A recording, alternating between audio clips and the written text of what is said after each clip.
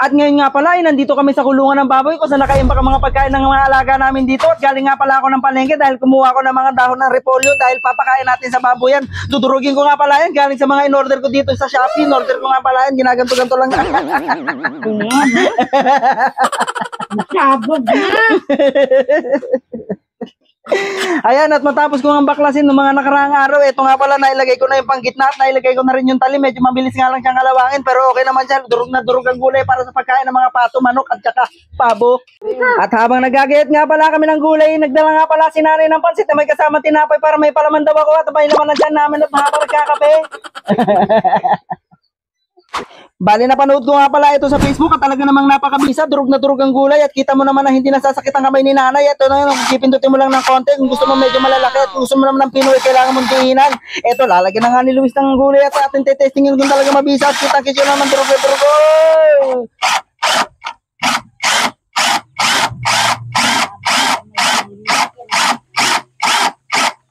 Tapos na nga pala namin gayatin yung repolyo at isasalang na namin dito sa may kalandeuling at hindi nga pala namin sinalang, dalawang salang ang gagawin namin at nagtira pa kami dito sa may styro at lulutuin pa namin mamaya. Bali, ito nga pala yung baboy na kakain ng mga gulay na niluto namin at pagkatapos namin isalang ipapalamigin lang namin at papakainin na namin siya dahil nagdadalang tao siya at palapit na siya mga anak sa July at sana hindi ko ka-birthday para hindi ko maibenta. Baka hindi ko maibenta.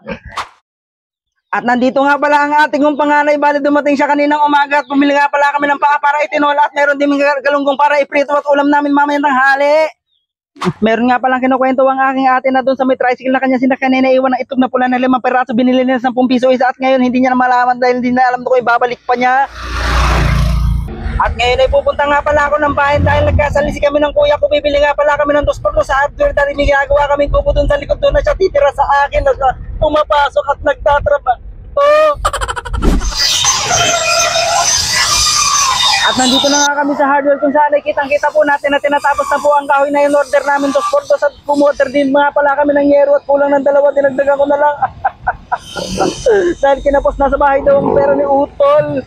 At katatapos nga lang pala namin kumain ng tanghalian at bibigyan ko si nanay ng Yakult dahil sumasakit daw ang tiyan niya sa mga manggang nauhulog sa labis na katamisan at dami niya nakakain at andito pa rin siya hanggang ngayon nagluluto ng kanin babo. Oy, baboy! At nilagay na nga ni nanay ang darak ng mais para ihalo sa pagkain ng baboy upang lumapot ito at magkaroon ng konting sustansya, hindi lang puro repolyo at tubig at konting asin. At nagtungo na ako sa likod bahay at nakita ko na naikabit na yung mga 2 por 2 na binili namin kanina. Napakabilis talaga gumawa ng bahay na itong kapatid ko na to at katulong niya nga pala si Luis at ito mamaya-maya lang ay nagkakabit na sila ng yero.